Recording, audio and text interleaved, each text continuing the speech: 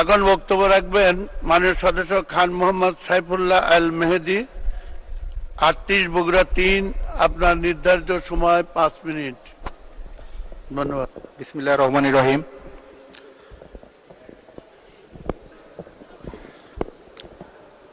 ধন্যবাদ মাননীয় স্পিকার।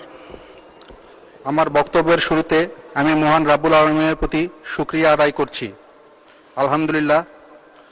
মাননীয় স্পিকার, আলোচনার প্রারম্ভে গভীরভাবে শ্রদ্ধার সহিত স্মরণ করছি মহান স্বাধীনতার স্থপতি, জাতির জনক বঙ্গবন্ধু শেখ মুজিবুর রহমানকে।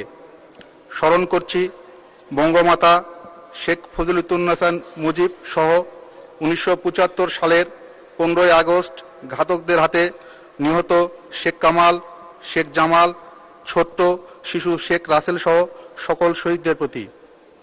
আমি শ্রদ্ধা চিত্তে স্মরণ করছি 30 লক্ষ শহীদদের আত্মত্যাগ ও সংগ্রাম হারানো 2 লক্ষ মা বোনদের। স্মরণ করছি জেলখানার অভ্যন্তরে নিহত জাতীয় 4 নেতাকে। স্মরণ করছি ভাষার মাসে ভাষা শহীদদের। স্মরণ করছি 21শে আগস্ট গ্রেনেড হামলায় নিহত শহীদদের। আমি স্মরণ করছি প্রয়াত নেতা বগুড়া জেলার স্বাধীনতার প্রথম পতাকা উত্তোলনকারী বগুড়া জেলা আওয়ামী লীগের সভাপতি বীর মুক্তিযোদ্ধা আলহাজ মুমতাজ উদ্দিনকে। মাননীয় স্পিকার, আপনার মাধ্যমে আমি ও আমার নির্বাচনী এলাকার সর্বসাধারণের পক্ষ থেকে প্রাণঢালা অভিনন্দন ও অশেষ কৃতজ্ঞতা জানাই পঞ্চমবারের মতো নির্বাচিত গণপ্রজাতন্ত্রী বাংলাদেশ সরকারের মাননীয় প্রধানমন্ত্রী, গণতন্ত্রের মানসকন্যা জননেত্রী শেখ হাসিনা এমপিকে।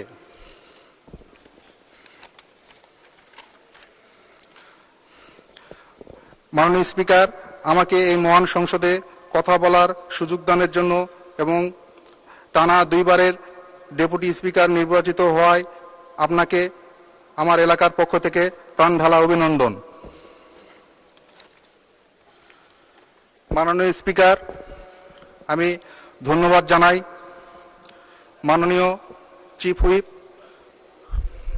নুরে আলম চৌধুরী লিটনকে আদমদিঘি দুপচাচিয়া উপজেলার সর্বস্তরের জনগণের পক্ষ থেকে।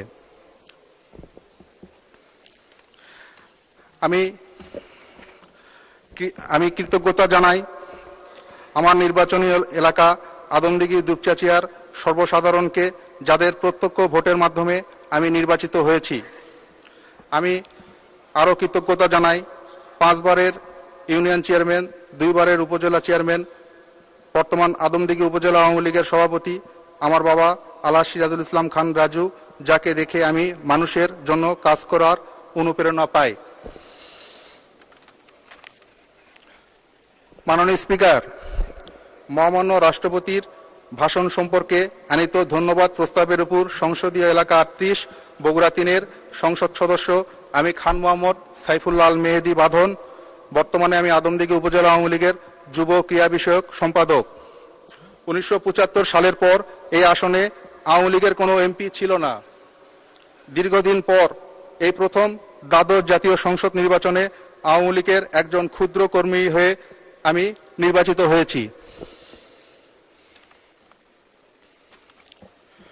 মাননীয় স্পিকার, বিগত দিনে আওয়ামী লীগ সরকারের উন্নয়নের ধারাবাহিকতায় আমার নির্বাচনী এলাকায় ইতিপূর্বে সান্তাহারের দক্ষিণ এশিয়ার সর্ববৃহৎ সাইলো নির্মাণ, 50 মেগাওয়াট বিদ্যুৎ কেন্দ্র, স্কুল কলেজ ভবন নির্মাণ, গৃহহীনদের ঘরবাড়ি নির্মাণ সহ আশ্রয়ন প্রকল্প, মডেল মসজিদ নির্মাণ, বন্যা আশ্রয়ন কেন্দ্র, সান্তাহারে আধুনিক রেল স্টেশন নির্মাণ হয়েছে।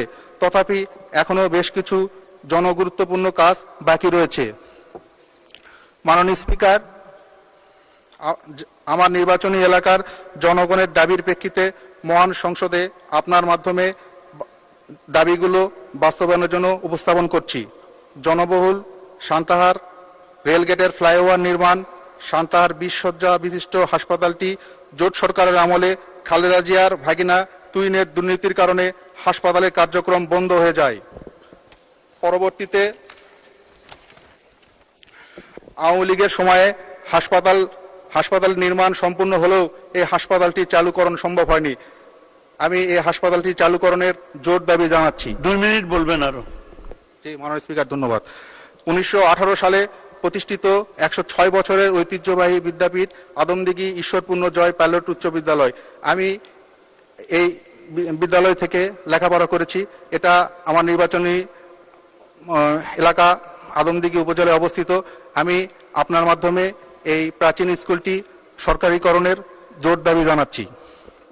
আমার মাননীয় স্পিকার, আমার নির্বাচনী এলাকা দুপচাচিয়ায় শহীদ জাতীয় চার নেতার অন্যতম শহীদ AHM কামরুজ্জামানের স্ত্রী, বর্তমান Rajshahi city mayor AHM Khairuzzaman লিটনের মাতা জাহানারা কামরুজ্জামানের নামে একটি কলেজ রয়েছে। আমি এই কলেজটি সরকারিকরণের জন্য আপনার মাধ্যমে আকুল আবেদন করছি। আমার অত্র নির্বাচনী এলাকায় আদমদিঘি উপজেলার কুন্দুগ্রাম ইউনিয়নের হরিণমারা সরকারি প্রাথমিক বিদ্যালয়ের কচিকাঁচা শিক্ষার্থীদের নাগর নদীর পূর্ব থেকে পশ্চিম পাশ দিয়ে যাতায়াতের জন্য বাঁশের সাঁকো ব্যবহার করতে হয়। সেখানে কোমলমতি শিক্ষার্থীদের পারাপারের ও জনগণের জনদুর্ভোগ কমানোর জন্য নাগর নদীর উপর একটি ব্রিজ প্রয়োজন। আদমদিঘি ও দুপচাচিয়া উপজেলা হাসপাতালে একটি করে অ্যাম্বুলেন্স অতি জরুরি। দুপচাচিয়া উপজেলার গোবিন্দপুর ইউনিয়নের সান্তার বগুড়া মহাসড়ক হতে ধারসন ভায়া ফুটানীগঞ্জ 300 মিটার কাজ পাকাকরণ হয়েছে। 700 মিটার কাজ অসমাপ্ত রয়েছে, যা জনগণের দুর্ভোগের কারণ হয়ে দাঁড়াচ্ছে। আমি জনগণের দুর্ভোগ লাঘবের জন্য মাননীয় স্পিকার আপনার মাধ্যমে এই রাস্তাটি অতি দ্রুত সমাপ্ত করার আকুল আবেদন করছি। পরিশেষে 2024 সালের মহান জাতীয় সংসদের প্রথম অধিবেশন মহান রাষ্ট্রপতি যে ভাষণ প্রদান করেছেন তার উপর ধন্যবাদ প্রস্তাব জানিয়ে এবং মাননীয় প্রধানমন্ত্রী শেখ হাসিনার নির্দেশিত পথে এই মহান সংসদে ভূমিকা রাখতে চাই। সর্বশেষ